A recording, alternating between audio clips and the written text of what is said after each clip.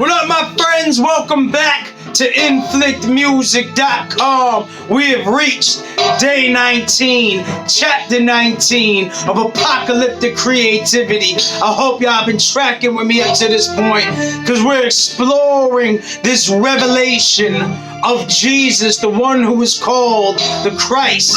2,000 years ago, this man came on the scene and began a creative apocalypse. And I'm continuing it here today on inflictmusic.com/the dialogue blog. It's happening all over the site, but I want to dedicate this portion of the blog, for this portion of time, to this apocalypse of creativity, because there's been too many pimp preachers and punk politicians who have taken this book and used it to exploit the people, to convince them that death, doom, gloom, and destruction is on the way.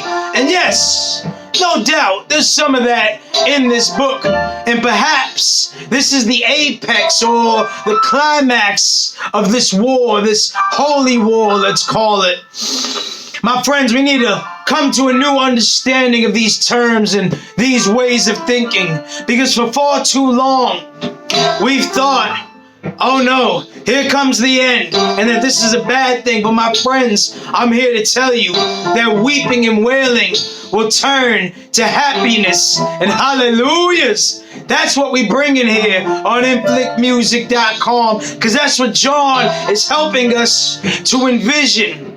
To envision a new heaven and a new earth, a new mind and a new heart, a new ghetto, a new hip-hop, let's say, a whole new way of being, to bring heaven to earth as Jesus taught us to pray. Not to pray to evacuate heaven or to evacuate earth in order for some celestial heaven. My friends, there is no such thing. Alright, my friends, the only thing that we got is the battle of Armageddon. And this battle, my friends, is the battle of truth versus lies, grace versus hate, joy versus fear. Jesus quoted the prophet Micah during his ministry, and he said, I've come not to bring peace, but a sword. And what is that sword? It's the sword that emerges from his mouth and slays the nations. Oh yeah, Beyonce slays, I slay, you slay, she slays, we all slay. There's no doubt about it. But what side of this war will we find ourselves on? Will we find ourselves on the side of the slain lamb? Or will we find ourselves on the side of the beast, the dragon, the snake, the Satan, the accuser? It is our choice, my friends, to choose which side we will be on. I don't mean to be overly dualistic or overly either or, but my friends, there comes a time in all our lives when we need to make a choice. Which way will we walk in?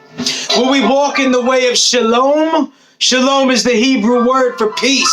I know Jesus said at one point he didn't come to bring peace but a sword, but throughout his ministry he spoke of peace, and he would weep and wail over Jerusalem, the city that kills the prophets and stones those who are sent to it. And he said, how often would I have gathered your children together as a hen gathers her brood under her wings?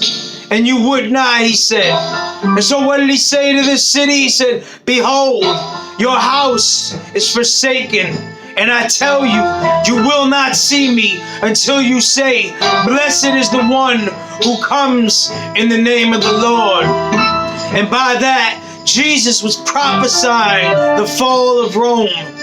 He was prophesying the fall of Jerusalem, that Rome would come in and destroy Jerusalem. And since Rome would do that, then we all know what would happen to Rome after Constantine came on the scene. Not very long after, the whole empire fell.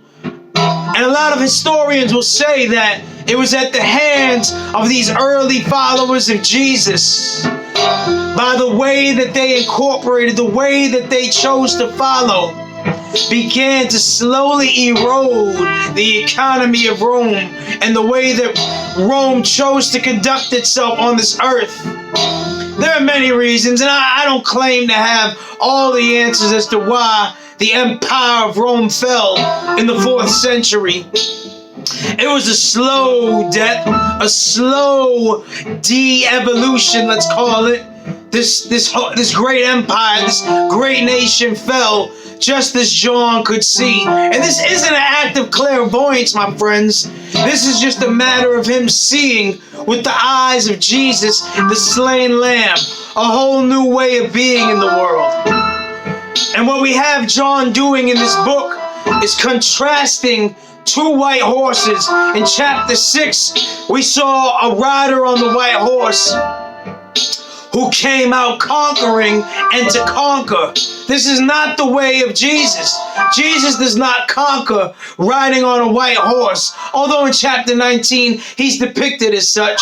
But the rider in chapter 6 comes with evil intent, and this evil intent unfolds all throughout the book. But Christ is contrasted here as the one who comes out leading the war to end all wars. And again, how does he do that? With the sword that emerges from his mouth. It is not in his hand, cutting heads off, as some pimp preachers have pointed out. Don't believe them, my friends. Don't believe them. Read the text for yourself. You don't need to be a scholar to see the truth. That Jesus does not come here with a commitment to make anybody bleed.